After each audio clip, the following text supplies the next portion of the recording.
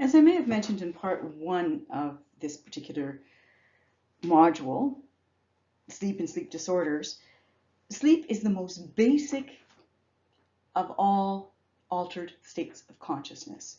It's something that we all do and we all need to do on a regular basis. So let's continue part two of this and look at some of the types of sleep we have, as well as some of the sleep disorders that you may have or you may know someone who has.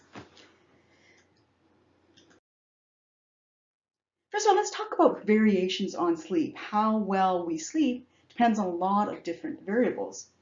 The first one I want to talk about, of course, is the baby. The baby is that champion sleeper. They sleep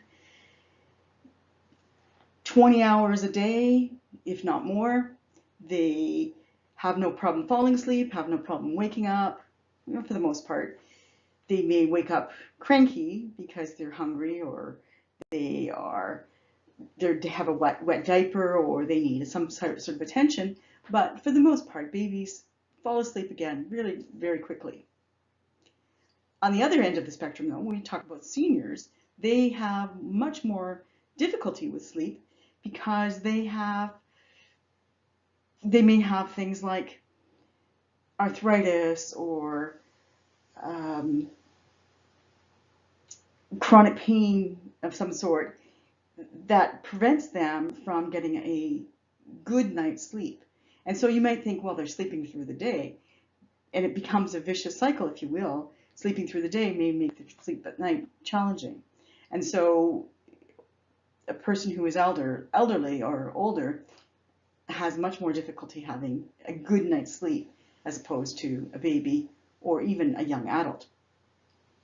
So what happens to us when we are deprived of sleep?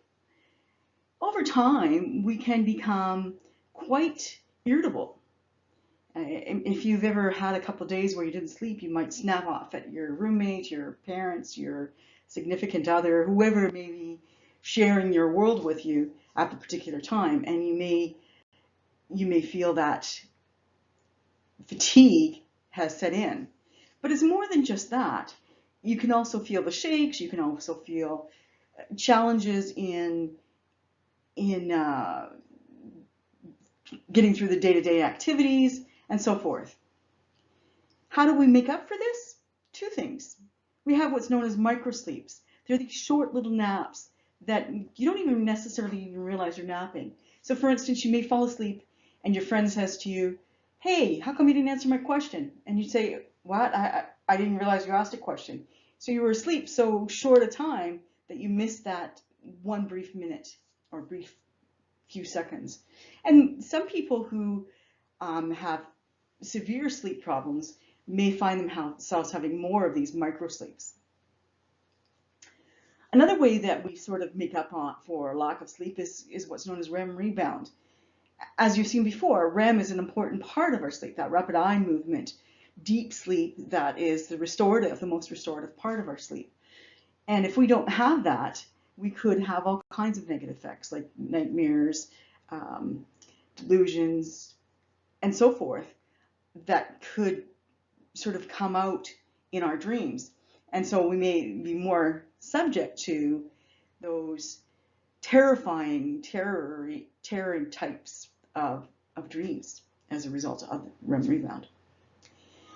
The last thing I want to talk about in terms of variations in sleep has a lot to do with whether you're a day person or a night person. We call them larks and owls. So a lark is someone who gets up early, is able to get on with the day, their blood pressure is at their highest, their energy level is at their highest first thing in the morning. There's sometimes people who get up even before their alarm clock. Owls, on the other hand, are people who stay up late and seem to have much more energy in the evening. Their blood pressure and their body temperature doesn't rise so much through the day. It sort of it gradually increases later in the evening, as opposed to the lark, whose blood pressure and body temperature are starting to wane by the evening. The owl is at their most alert and they're most energetic, and they feel that they have all this energy. 25% of the population is either a lark or an owl. The rest of us fall somewhere in between.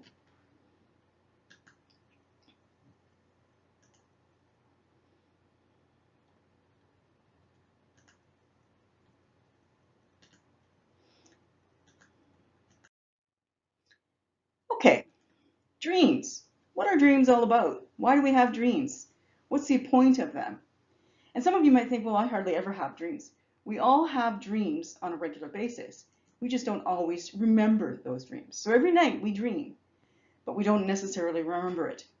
Now, if you were asked to ask a Freudian psychologist what dreams mean, they would tell you that it's your deep, dark secrets or your unconscious motivations that are driving you to behave in a certain way.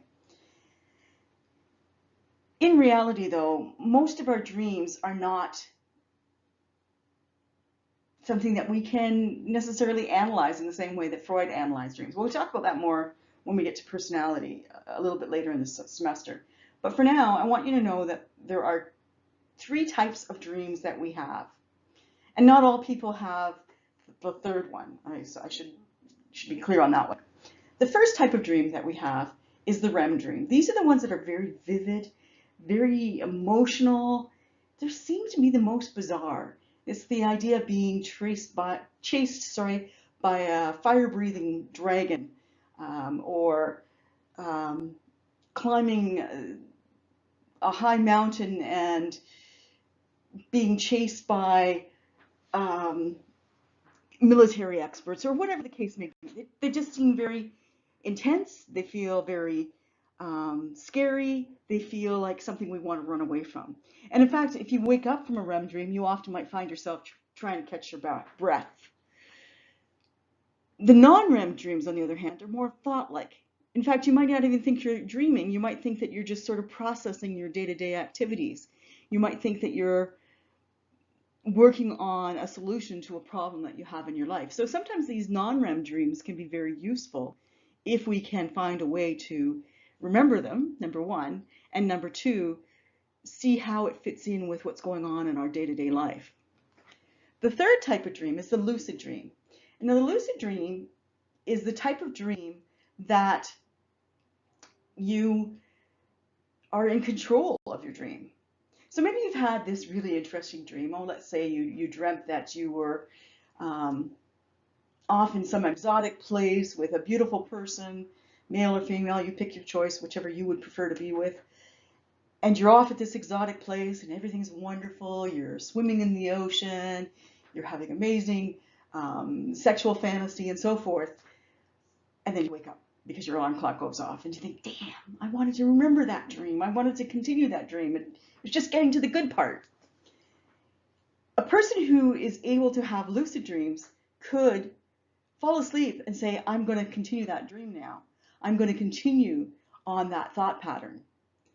And it takes practice. It takes time, but for some people it is a possibility. And one of the good things about lucid dreams in terms of therapy, it has been useful for people who have post-traumatic stress disorder to transform those scary dreams that they may have of reliving that traumatic experience into something more benign.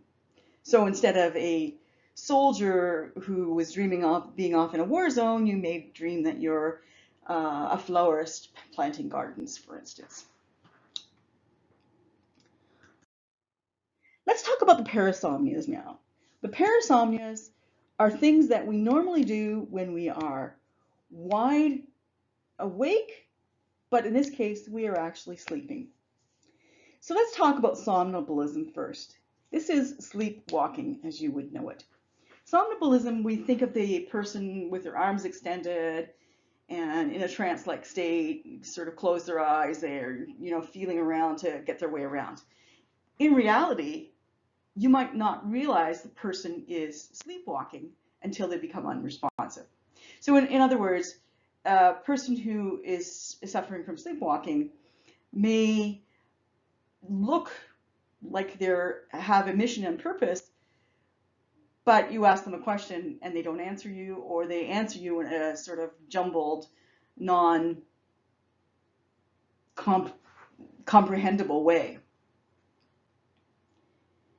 The second type is the sleep terror, and this is often the case of very young children. If a person who is an adult has a sleep terror, it could be that they have some underlying psychological disorder that they need to get checked up.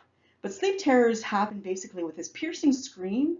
The child looks like they're wide awake because their eyes are open, but in reality, they are not conscious of their environment. They're not conscious of what's going around.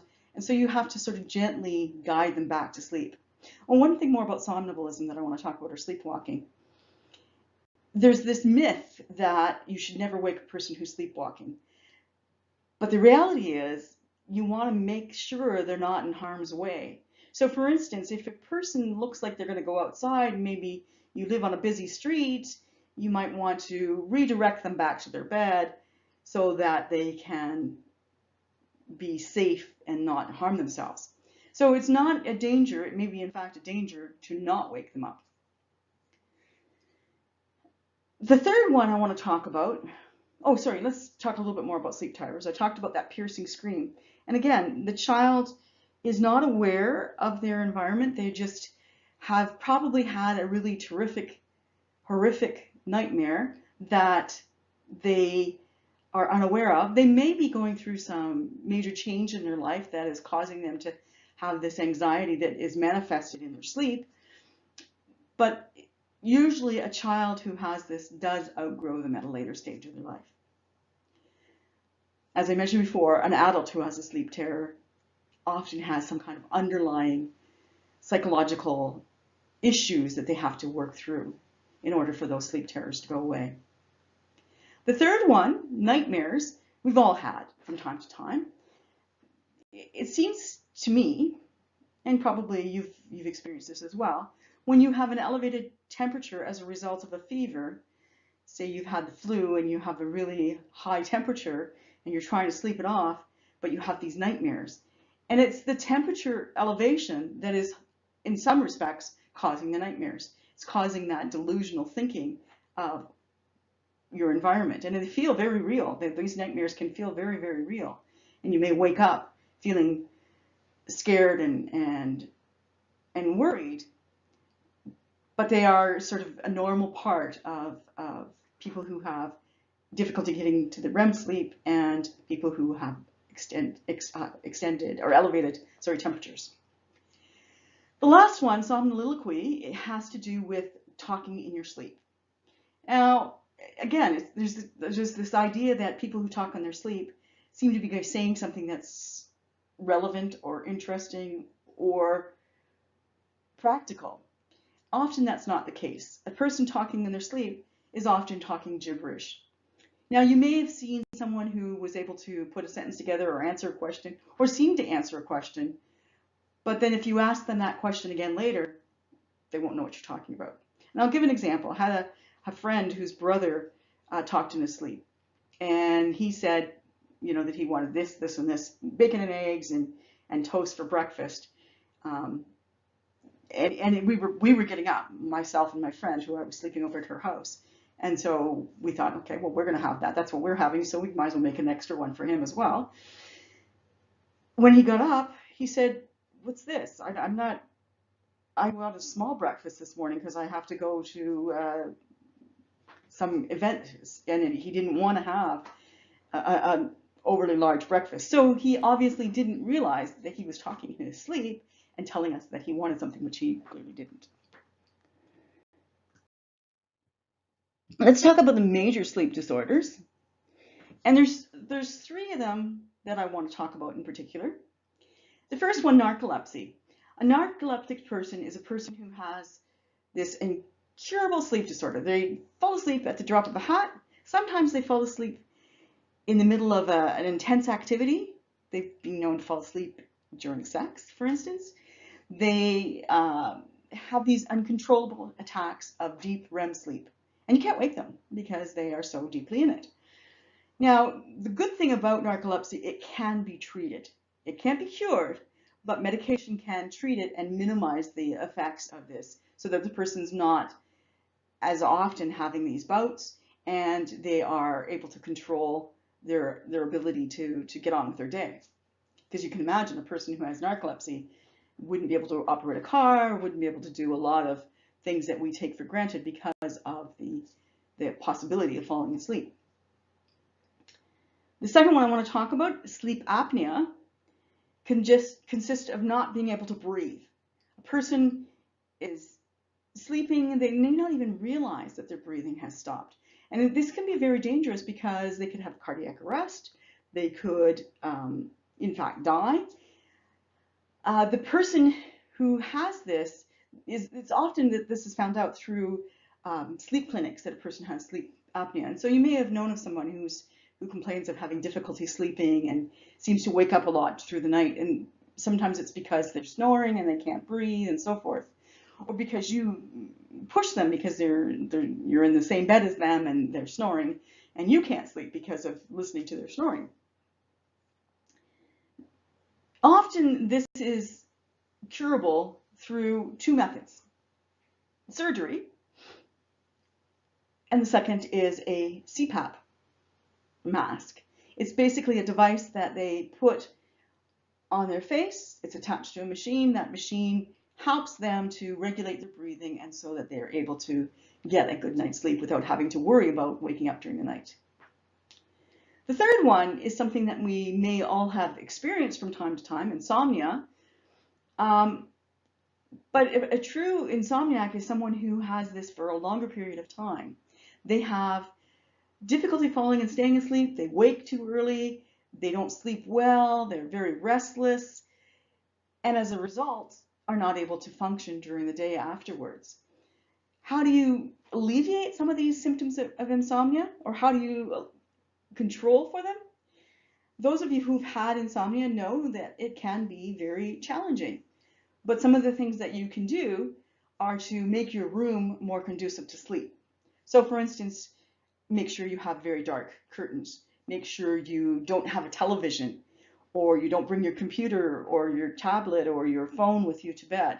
And I know those ones are really challenging because a lot of us want to look at our email before we go to sleep, before we turn our phone off, or even wake up because we hear a text message.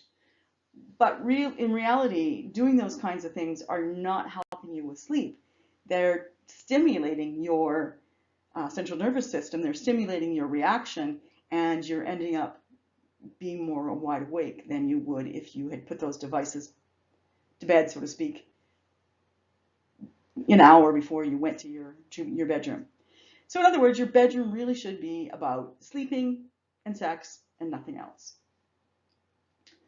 Okay, that's the end of this particular unit. And I'm sorry I had to put this in two parts, but it got a little bit long, so I'm hoping that that I've covered this material well enough that you understand it, but by all means, the textbook will help you to sort of expand your knowledge of this particular unit. So we'll move on to Module C.